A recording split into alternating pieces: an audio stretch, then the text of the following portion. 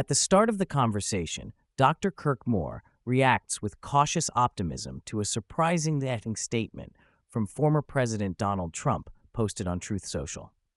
In this statement, Trump expresses doubt about the unchallenged success of COVID-19 drugs developed under Operation Warp Speed, calling for full transparency from pharmaceutical companies like Pfizer.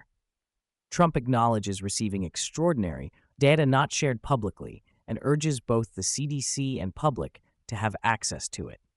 This marked a notable departure from his earlier staunch defense of the vaccine rollout and Operation Warp Speed as a life-saving effort. Moore interprets this public questioning from Trump as a significant twist, suggesting it could open the door for wider scrutiny into the vaccine's performance and the government's role. He emphasizes that Operation Warp Speed was essentially a Department of Defense operation managed at a high military level, notably by General Perna. Pfizer, Moderna, and other pharmaceutical companies merely labeled and profited from products largely developed under military auspices. However, these companies have enjoyed unparalleled legal immunities and continue to reap billions funded by taxpayer dollars, while the public remains largely uninformed about the actual results or data underpinning the vaccines. Dr. Moore outlines a chilling historical context for the COVID vaccine development, tracing its roots back to U.S. biological warfare research programs. He explains how, after biological weapons were federally outlawed and international treaties signed, many scientists who previously worked on bioweapons were absorbed into government-controlled biomedical defense projects. These programs fund antidotes that serve dual purposes, ostensibly protecting against foreign bioweapons threats and perpetuating ongoing research, suggesting a shadowy collaboration between defense agencies and pharmaceutical companies. Moore notes that entities like DARPA, BARDA, and others are deeply embedded in this process, overseeing vaccine operations under military-like secrecy and control. The military's engagement in healthcare development, especially on a vaccine labeled under Operation Warp Speed, is unusual compared to typical public pharmaceutical development, raising questions about transparency and the true nature of these medical products. This fusion of military and medical industrial interests complicates the legitimacy and safety assurances of the vaccines. Dr. Moore recounts his own initial experience at the dawn of the COVID pandemic in early 2020. As a practicing plastic surgeon in Utah, he took the threat seriously at first, ceasing surgeries as promised lockdowns and alarmist media reports proliferated worldwide. However, within 48 hours, his clinical and scientific skepticism was piqued by inconsistencies. Cases were extremely rare worldwide, definitions of pandemic were shifting, and claims circulated of no effective treatment despite COVID resembling flu-like illnesses. With clinical experience spanning emergency medicine and primary care, Moore drew on his comprehensive background to challenge official narratives of no treatment. He was surprised by the sweeping prohibition against symptomatic and supportive therapies typical for respiratory illnesses. Instead of turning critically blind to treatment options, he began deeply researching medical literature and quickly found the official stance to be disingenuous, inconsistent with basic microbiology, and rooted in suppression rather than science. A major red flag for Moore was the systematic banning or restriction of effective early treatments such as hydroxychloroquine and ivermectin worldwide, despite decades of clinical safety data and promising anecdotal results. He shared how pharmacies ran out of hydroxychloroquine prescriptions as he tried to order it for patients, and how governments across multiple countries aligned in unison to prohibit these treatments. Unusual, given how rare such global coordination is without some centralized control. Moore treated hundreds of patients with antiparasitic and antiviral protocols, inspired by early pioneers like Dr. Vladimir Zelenko, whose successful intervention videos had briefly entered public consciousness before being suppressed. According to Moore, none of his patients treated early with these protocols died or required hospitalization. He suspected these treatments threatened emergency use authorizations that required no existing treatment to justify widespread vaccine deployment, providing a legal motive for their erasure from practice. Moore discusses his long-standing skepticism of vaccines, tracing his personal adverse experience with hepatitis B vaccination during medical school, which led him to refuse subsequent vaccines despite no overt coercion at the time. Contrasting that with the unprecedented coercion seen during the COVID vaccine rollout, including mandated injections for military personnel, healthcare workers, and students, he underscores a shift from voluntary vaccination to a system of punishments, mandates, and social exclusions.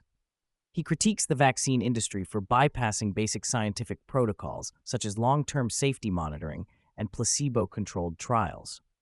The rushed COVID vaccines, built on experimental mRNA technology with unknown long-term effects, were rolled out without standard transparency. Contrary to the popular science is settled narrative promulgated by public health authorities, Moore insists vaccine science is always evolving and requires data scrutiny and clinical honesty, not blanket mandates or censorship. Central to the discussion is the legal immunity granted to pharmaceutical companies through laws like the 1986 National Childhood Vaccine Injury Act and the 2005 PrEP Act. Moore notes that these acts shield vaccine manufacturers from liability for injuries or deaths caused by their products in the U.S., a legal protection not afforded to physicians or most other industries. This immunity extends specifically to emergency use authorizations, effectively removing judicial oversight and allowing vaccine companies to operate without accountability. Moore argues this legal special treatment is morally and constitutionally questionable. Physicians have no blanket immunity and are legally responsible for their actions, yet vaccine manufacturers face nearly no legal repercussions, even though vaccines are not an absolute necessity for survival but a medical choice.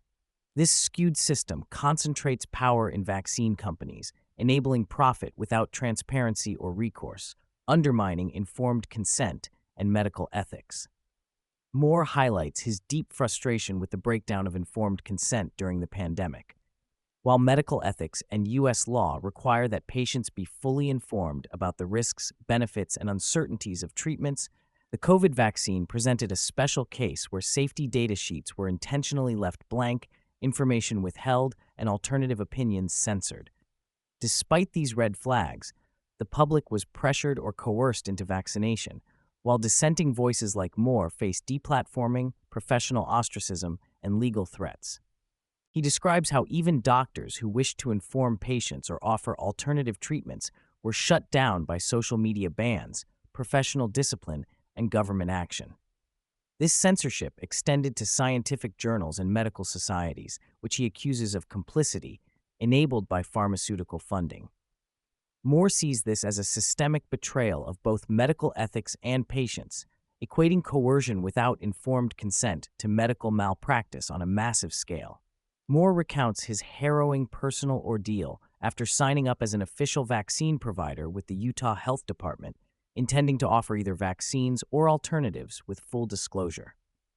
Instead, he administered saline injections and provided genuine vaccine cards, a choice that led federal law enforcement agencies, including the FBI, Health and Human Services Office of Inspector General, and Department of Homeland Security, to raid his office, seize his phone, and launch a multi-year federal indictment charging him with fraud, conspiracy, and counterfeiting. Despite facing life imprisonment, Moore emphasizes that he never charged patients for these services, explicitly sought informed consent, and had their full knowledge that no vaccine was given. Yet the government framed this as a criminal scheme and employed heavy-handed tactics such as multiple jail stays, restrictions on defense arguments, exclusion of expert and patient testimonies, and harsh prosecutorial decisions. Moore views this as an emblematic case of political weaponization of the justice system against dissenting medical professionals. The trial itself revealed further systemic abuses in Moore's eyes. He was barred from presenting a necessity defense that would have allowed him to explain that his alternative treatment protocols were justified by the dangers of the vaccine and failed official policies. The judge limited the defense's ability to call expert witnesses or allow patient testimonials supporting Moore's medical approach, effectively precluding crucial evidence. Moore also highlights prosecutorial abuses, such as character attacks, misrepresentations of his intent, and the use of informants and sting operations that were later discredited, including one agent caught selling illicit substances. The legal process was designed not to seek truth or justice, but to signal to the medical community that non-compliance with the official vaccine narrative would be ruthlessly punished. The system's inclination to win at all costs, rather than pursue fairness, deeply troubled Moore. Throughout the ordeal, Moore describes the cold indifference of key legal and political actors, naming federal prosecutors Todd Boughton and Jacob Strain as instrumental in pursuing his case aggressively despite little evidence of personal gain or harm. Even requests for dismissal or intervention by oversight groups like the DOJ's Weaponization Work Group were rebuffed. Moore also references letters and support from members of Congress like Marjorie Taylor Greene and Senator Mike Lee, whose involvement helped bring public attention and eventually contributed to dismissal of charges. Nonetheless, Moore laments the absence of meaningful accountability or consequences for the prosecutors and government officials who pushed the case. Key players remain in their positions, perpetuating a system hostile to medical freedom. This experience has left Moore disillusioned with government, the medical establishment, and the political system's ability to uphold justice and liberty. Finally, Moore shares a somber reflection on the fractured trust between patients and physicians, noting that his peers have largely embraced pharmaceutical industry narratives or remained silent, while those who question are marginalized. Medical publications and conferences are industry-controlled, and ethical codes demanding physician advocacy against unjust laws are ignored or ineffective. He describes a profession compromised by financial incentives and coercion, posing serious challenges to public health and patient care. Despite this bleak picture, Moore remains motivated to seek truth and rebuild his practice, though uncertain whether he will continue in clinical medicine. His ordeal exemplifies broader tensions between autonomy, government power, pharmaceutical influence, and medical ethics in the 21st century.